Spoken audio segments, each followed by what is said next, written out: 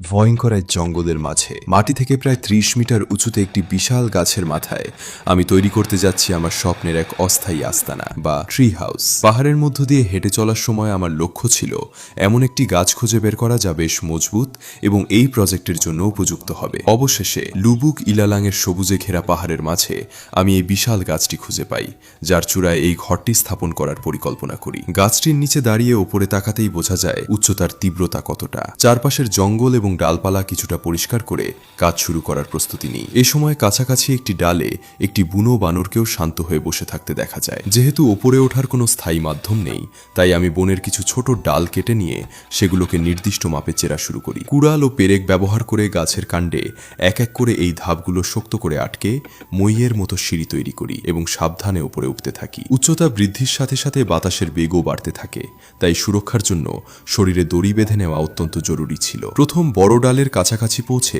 চারপাশের মনোরম দৃশ্য মন জয় করে নেয়। তবে প্ল্যাটফর্ম তৈরির জন্য উপযুক্ত কাঠের প্রয়োজন ছিল। নিচে নেমে লম্বা কিছু কাঠ প্রস্তুত করে ওপরে তোলার সুবিধার্থে একটি পুলি বা কপিকল ব্যবস্থা সেট আপ করি। এর সাহায্যে ভারী কাঠগুলো একে একে ওপরে টেনে নিয়ে মেঝের মূল ফ্রেম বা ভিত্তি স্থাপন করতে শুরু করি। কিন্তু প্রকৃতি সবসময় আমাদের পরিকল্পনা মতো চলে না। প্ল্যাটফর্মের কাজ চলার মাঝেই হঠাৎ মেঘ ঘনিয়ে আসে এবং প্রচণ্ড বৃষ্টি ও ঝড়ো হাওয়া শুরু হয়। ভেজা কাঠগুলো পিচ্ছিল হয়ে যাওয়ায় কাজ করা বিপজ্জনক হয়ে উঠছিল।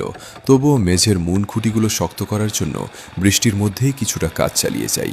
অবশেষে পরিস্থিতির অবনতি হওয়ায় সাবধানে নিচে নেমে আসি এবং মাটিতে লাঠি ও ত্রিপল দিয়ে দ্রুত একটি অস্থায়ী তাঁবু বানিয়ে বৃষ্টি কমার অপেক্ষা করি। বৃষ্টি থামার পর বনের সতেজ আবহাওয়া ফিরে আসে এবং আমি আবার ওপরে ওঠার প্রস্তুতি নিই। এবার মেঝের মূল অংশ বা চেরা কাঠের প্যানেলগুলো ওপরে তোলার পালা। কাঠগুলো মেঝের ফ্রেমের ওপর একে একে বিছিয়ে দিয়ে প্ল্যাটফর্মের কাজ প্রায় গুছিয়ে আনি। এই প্ল্যাটফর্মে শুয়ে একটু বিশ্রাম নেওয়ার সময় দুপুরের মিষ্টি রোদ আর কুয়াশাচ্ছন্ন পাহাড়ের দৃশ্য ক্লান্তি দূর করে দেয়। এরপর ওপরে ওঠার পথ হিসেবে কাঠের কবজা দিয়ে একটি ট্র্যাপডোর বা গোপন দরজা তৈরি করি। মেঝের কাজ শেষ হওয়ার পর ঘরের দেয়াল এবং ছাদ তৈরির পরিকল্পনা করি। প্ল্যাটফর্মের ওপর কাঠ দিয়ে একটি ত্রিভুজাকৃতির ফ্রেম বা এ ফ্রেম নির্মাণ শুরু করি। ঘরটিকে ঝড় বৃষ্টি থেকে সুরক্ষিত এবং একই সাথে চারপাশের দৃশ্য দেখার উপযোগী করতে আমি স্বচ্ছ প্লাস্টিকের শীট ব্যবহার করি। ফ্রেমের চারপাশে প্লাস্টিক ভালো করে জড়িয়ে স্ট্যাপলার দিয়ে আটকে দিই, যাতে ঝড়ের সময়ও ভেতরের শুষ্কতা বজায় থাকে। কাজ শেষ করার আগেই আবারও আকাশ ভেঙে বৃষ্টি নামলো। তবে এবার আমি আশ্বস্ত ছিলাম, কারণ প্লাস্টিকের আস্তরণটি আমাকে ভেজা থেকে রক্ষা করছিল।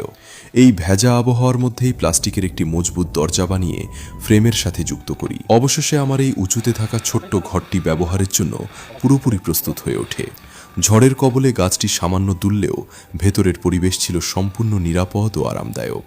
সন্ধ্যার অন্ধকার নেমে এলে চারপাশ নীরব হয়ে যায়। আমি লণ্ঠনে তেল ভরে সেটি জ্বালিয়ে নিই এবং ঘরটি আলোয় আলোকিত হয়ে ওঠে। ভেজা কাপড় বদলে হালকা গরম পানি পান করে শরীর সতেজ করি। এরপর পোর্টেবল গ্যাসের চুলা জ্বালিয়ে রাতের খাবার তৈরির প্রস্তুতি শুরু করি। ফ্রাই প্যানে তেল গরম করে তাজা মাছ এবং তেম্পের টুকরো করে ভেজে নিই, আর সাথে তৈরি করি টমেটো ও মরিচের একটি সুস্বাদু সাম্বাল বা চাটনি।